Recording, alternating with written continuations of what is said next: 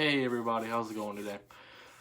Like I said in the last video, this video is gonna be me talking just about my mom. Yeah, so just jump right into that. Um, when my mom first got diagnosed with her brain cancer, um, I'll say it came as a bit of a shock to her, but then immediately after that, she just jumped into what I call fighter mode. Uh, which for her, I guess I could just call it mom mode too, because she was definitely one of the strongest people I've knew in my entire life. But yeah, she kind of just jumped into this mode where like, okay, well, what steps do I have to take? What's next? What actions do I have to take to correct this situation and stay healthy and move past it and recover from it? Like she did not, or at least then it didn't. She just did not accept that it was gonna be a big thing like it was. Like she was just 110% like 110% like just convinced and focused on like I'm gonna get better, I'm gonna get past this, I'm gonna beat this. Which you know, it, I mean, for her it was a great attitude to have, especially seeing that, like me and my brothers and everybody else in our family seeing that, like, because we were scared and we were freaking out, and just like to see that she saw that and like was, I guess, aware enough of her surroundings to just put on a strong face. Like I guess to keep us calm in that situation. But yeah, she went through it, and you know, at first, like I said, she did all the chemotherapy treatments and radiation treatments that she needed to do up until, you know, when she got her surgery. And when we went in for her surgery to remove the tumor that was on her brain for her first surgery, I mean, even that morning, she was scared, but more because she didn't like to be put to sleep for surgeries. Like she wanted to be awake. So she was more afraid of being put to sleep for the surgery than she was of actually having the surgery.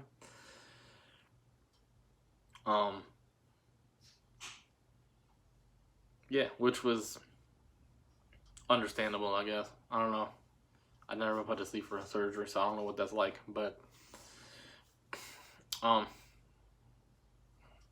you know, she got through the surgery, and you know, when they came and told us that she was out of the surgery and stuff, we went up to where ICU was because that's where she had to be to recover after the surgery. You know, and she's on that hospital bed, and they're wheeling her out of the elevator, and she had, obviously, because she just had a surgery on her brain, she had like the gauze wrapped around her head, and she came out of the elevator, and the first thing she said to all of us was, "Yeah, they tried to make me a mummy, but I woke up before they could," which we all laughed at. It's just like thinking back and remembering stuff like that. Like you just had, I don't even know how many hours it was, but this long surgery, and you know you're probably not like you're probably still under the effects of whatever drugs you had to take to be put to sleep and for pain and whatever.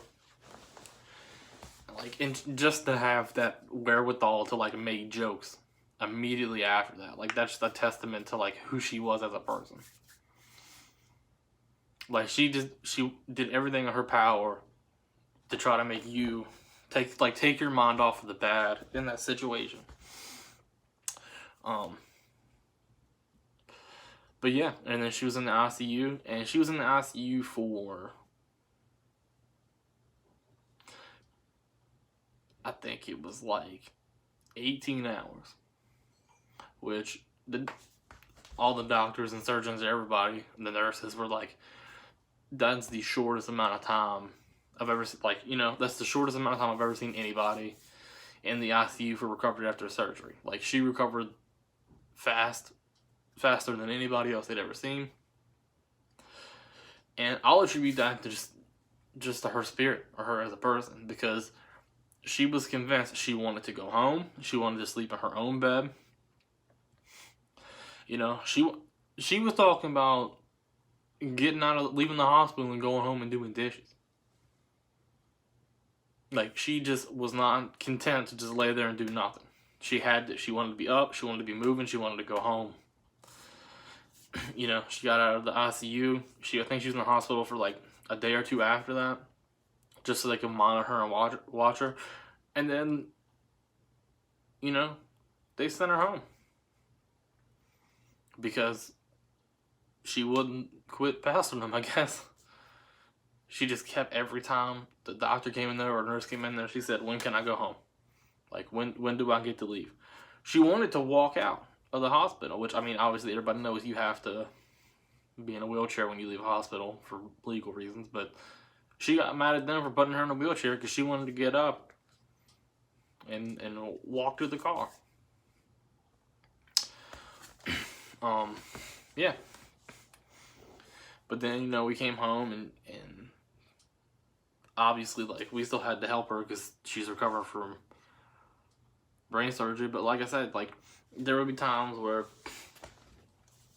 I'd be, she'd be sitting on the couch watching TV or something, and I would, like, go take a shower or something like that, and I'd come back, and she'd just be up leaning against the counter in the kitchen washing dishes or trying to do something or trying to fold clothes. Like, she was up moving around, which, I mean, she was allowed to get up, obviously, but, like,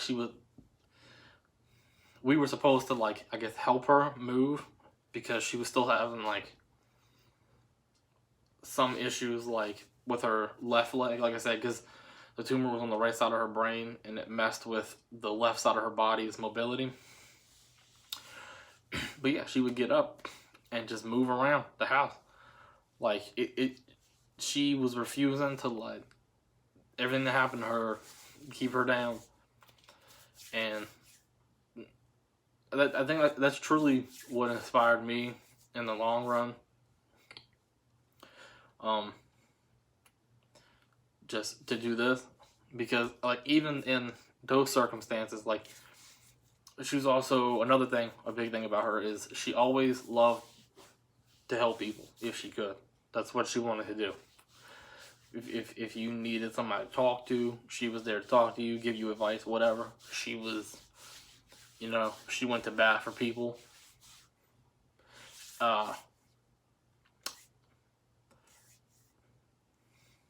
Yeah. I mean, that woman was, what, 5'3", 5'4", and was probably one of the scariest people I knew. Like, not even, like, I mean, obviously, like, not physically intimidating, but just, I don't know, she was scary. Just her determination for stuff. Sorry, I got off track a little bit. Anyway, back to that. And then she started to have to go to a rehabilitation place after a while. Like I said, because, they ended up finding another tumor.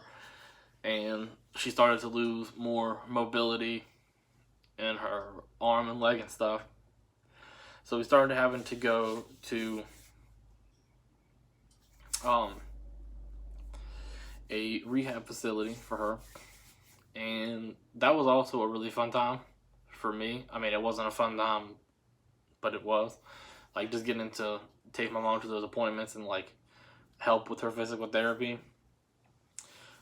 Like, it was a really fun time, but I do remember one not so fun time where I guess it started to get to her, and she started to, like, not recover as fast as she wanted to, or not make as much progress as fast as she wanted to.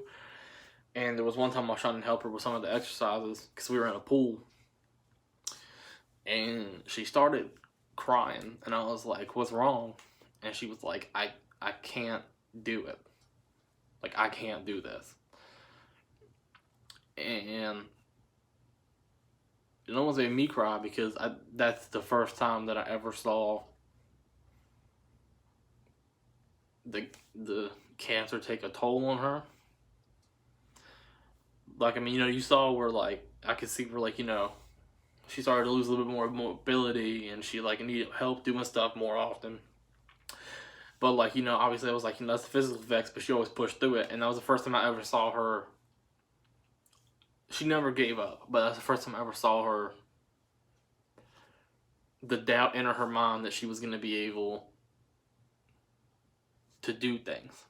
And it really shook me up. Sorry. But, I looked at her and I told her, I was like, you can do this, though. Like, like, if there's one thing that I'm learning from you, is that, just because something's hard for us, we can't just say, oh, well, I can't do this. It's difficult, especially for her at that time. It's difficult, because you had all the life you knew before, you could do whatever, and you didn't even, think about it, and now you're losing mobility. Like, I understand it's difficult. That was a very hard time. But then even after that, like, it started to affect her vision in her left eye. Like she said, like, it looked like she was looking through frosted glass in her left eye after a while. And to correct that, they gave her an eye patch. And, when she got the eye patch, she put it on and she looked herself in the mirror. She's like, oh, I look stupid. This is dumb. And I was like, you don't look stupid. It's something that you have to do because they're trying to help you fix the vision in your eye. Like, it's something you have to do. And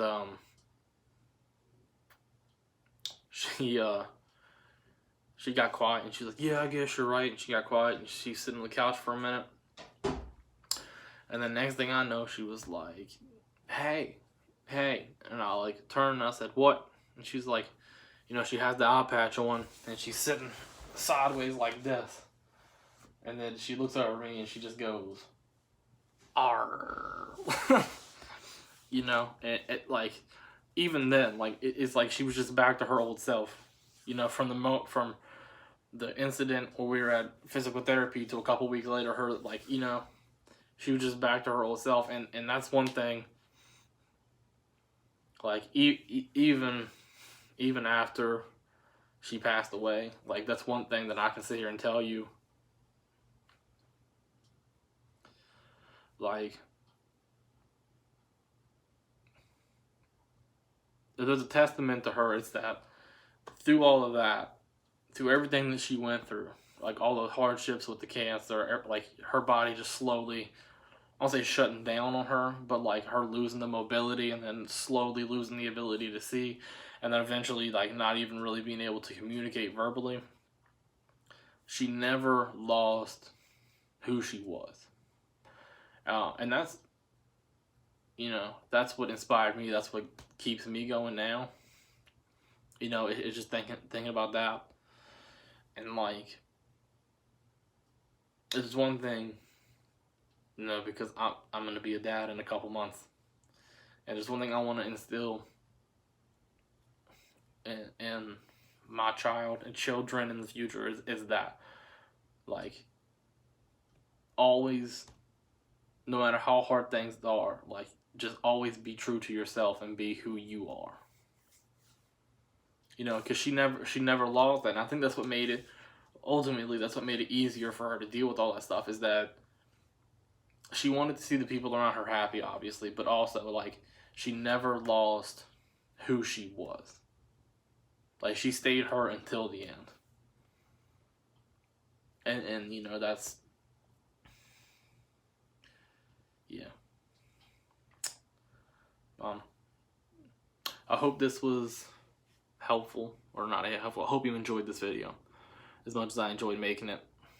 I might make another one in a little bit, but yeah. I'll see you guys next time. Have a good day.